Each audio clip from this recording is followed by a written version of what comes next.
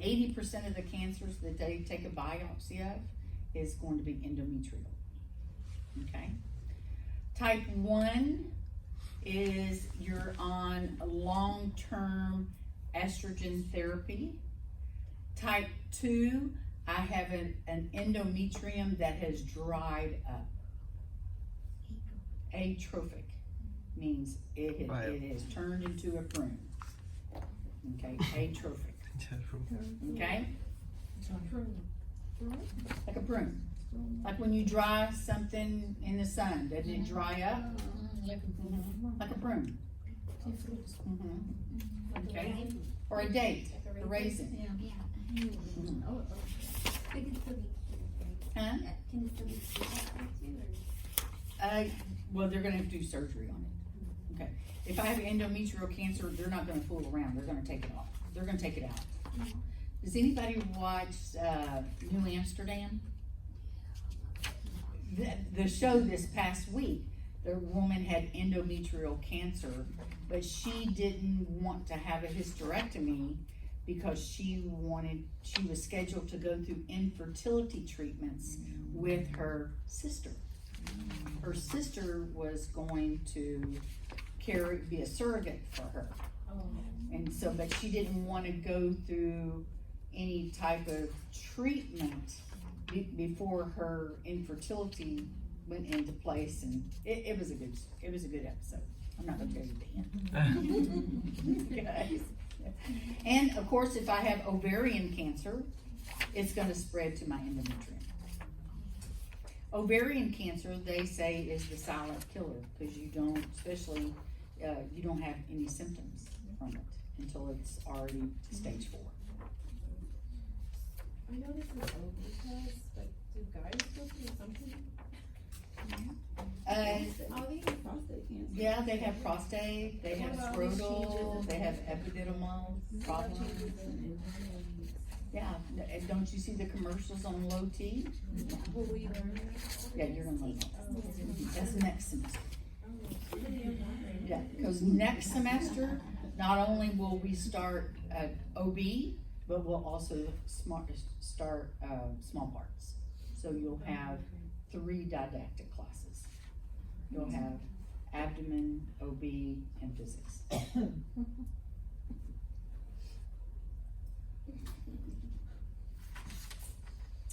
Endometrial cancer happens in the 6th or 7th decade of life. Clinically, they're going to have bleeding, pain, and uterine distension. Okay, think about it. If I have endometrial hyperplasia, it's going to make my uterus bigger. Okay? A total hysterectomy. I can have a TAH. I can have a TAH BSO. Because they're not going to take the tube. They're not going to take just the ovary without the tube. Okay? Because the tubes are connected to the ovaries. To the fallopian, to the uterus. That's all, folks. Okay? Because the tubes are inserted into the uterus at the cornua. Okay?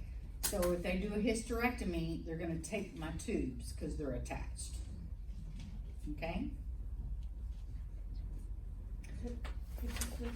Once all that is removed, the total everything. You can still get cancer of the cuff. Remember I told you let's check and see? Yeah. Because you can still get cancer of the cuff. The cuff is usually a 2.5 centimeter piece of meat that they leave. So it closes up the cavity. I definitely want to follow up with her. She was also a breast cancer survivor. Oh, okay. Removed. Okay. Yeah, we'll have to look at that. She was gay, so she said she's looking at it. Yeah. Mm-hmm. Okay. Lymphectomy. What does that mean? A removal of a lymph node. Okay, removal of a lymph node. Now, just like up here, these are called Rotter's lymph nodes. Okay? 4, 3, 2, 1. they're gonna do here. If it's negative, they're gonna go to 3. If it's negative, if it's positive, Positive. they'll go to 3. If it's positive, they'll go to 2. If it's positive, they'll go to 1. That will determine how much am I going to get removed from this area. Same thing with the pelvis, okay? I don't know if it's out here to here or here to here, but it runs on a chain. So they'll do a step up. But how, like they're examining each lymph They'll node? do one at a time. A pathologist is in the surgery suite. Oh, okay. Okay, so he'll look at those lymph nodes immediately. Oh, Say, yeah, it's got cancer in it, so then they'll do the next one up, how do if they it's know? got cancer in it, He just looks at it through imaging? through a microscope. He's, Oh. he's a pathologist, he's lab, Okay. okay? A radiologist is who reads Yeah, I think my question is, imaging. how do they get surgically To the- remove. They open it up. just to see if it's cancerous? Well, if I have ovarian cancer, okay, they're going to test the lymph nodes in that area to see has it metastasized or not. Okay, and they do that by the lymph nodes. So this is how They it's do a showing- lymphadenectomy, Got it. Okay. okay? That's gonna tell them what kind of treatment. Can I just have chemotherapy? Can they remove it and I'm cured? Am I gonna have to go through chemotherapy? Am I gonna have to do chemotherapy and radiation? So that's what the lymphadenectomy tells them. Okay? Because this determines which one of these or either one of these I do. So is this picture here, Ms. Shepherd, that the opening, is this opening of uterus? That, I don't know what that is. Says here, uterus has been opened to reveal. Oh, yeah, so that's they've done a cross-section of the Mhm. uterus. Mhm. To Like reveal this is the like a aortic. pedunculated fibroid. Yes. Okay, okay, so. Let me go. Okay.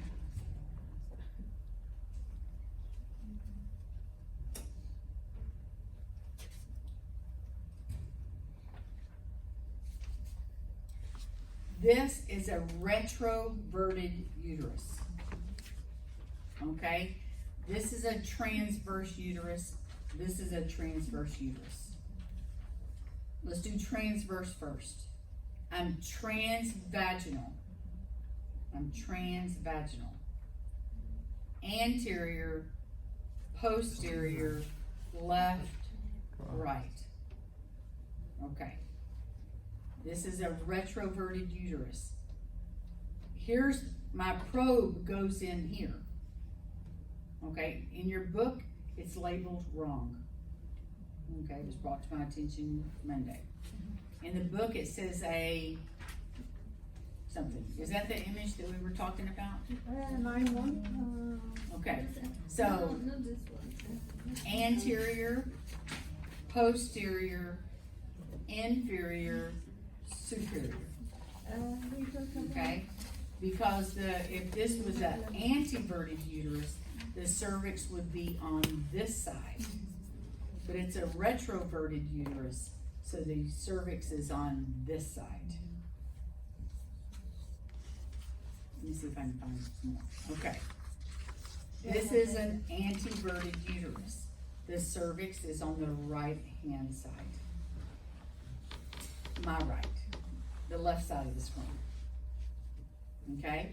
If it was a retroverted uterus, the cervix would be over here.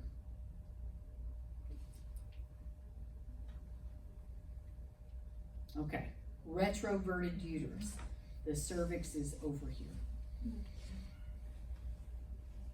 Anteverted uterus, the cervix is over here. Okay? Inferior, superior, anterior, posterior. Because I go inside the vagina, that's the most inferior part of my pelvis. It's the easiest way to remember. Okay? So I'm inside the vagina and I'm shooting up towards my head. making that superior. Inferior, superior, anterior, posterior. Okay. When we do a transvag, we want to make note of the endometrium. How thick it is, and what's the texture. Is it homogeneous? Is there anything inside my endometrium? Here I have a very thick endometrium. It's heterogeneous. Here it says it's a retroverted uterus. It is not. It's an anteverted uterus.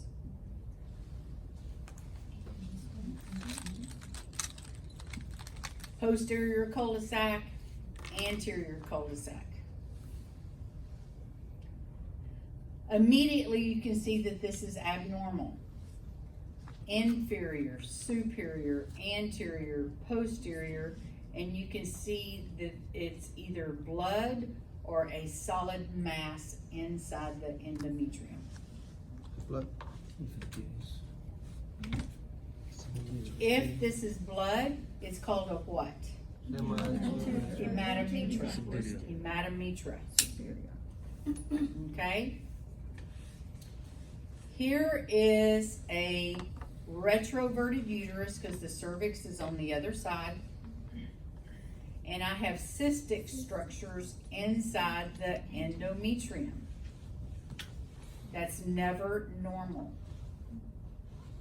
Okay? Because the endometrium should be homogeneous. Shouldn't have any cystic structures in it. So that uterus is the retrovert, right? This is retroverted uterus. Because the cervix is usually on this side of the screen, but now the cervix is on the other side of the screen, so that makes it retro. Yes? When you're making notes for the radiologist, would you say that's anechoic structures or cystic structures? I would say it's a heterogeneous endometrium. Okay? He gets the big bucks. I just describe it to him. My job is not to make the diagnosis. So saying cystic is a diagnosis? That's a diagnosis. Just heterogeneous. So you can see, now, look at this endometrium. I mean, this uterus. Is it anteverted or retroverted? Nope. Introverted. It's anteverted.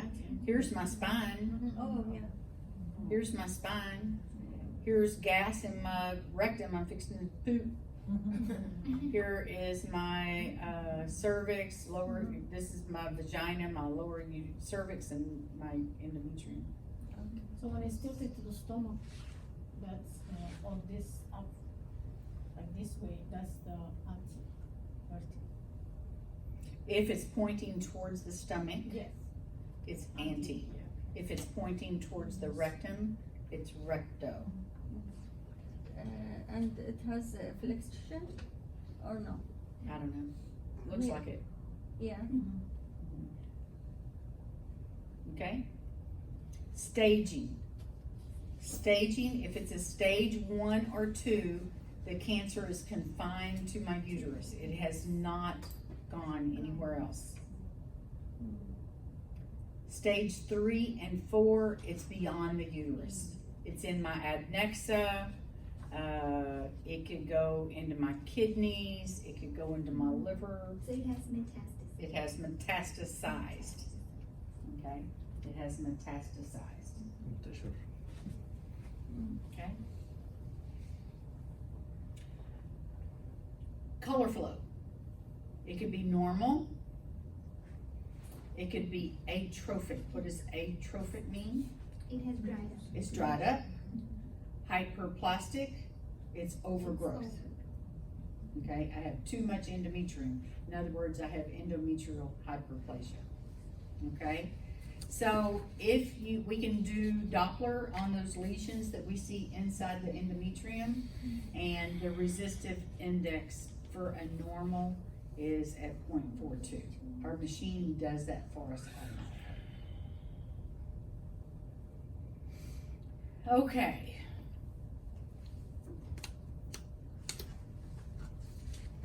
Invasive mole. You have heavy vaginal bleeding, high levels of HCG. Because my endometrium is so big, I have an enlarged uterus. Because the trophoblastic cells have invaded my myometrium, I won't be able to see much myometrium. If I put color on it, it's going to be hypervascular. A choriocarcinoma. I have abnormal vaginal bleeding, unexplained cough, spitting up blood, intracerebral hemorrhage. I can have bleeding of the brain, very high levels of HCG. HCG makes my endometrium thick, enlarged uterus, focal hemorrhagic nodule within the myometrium.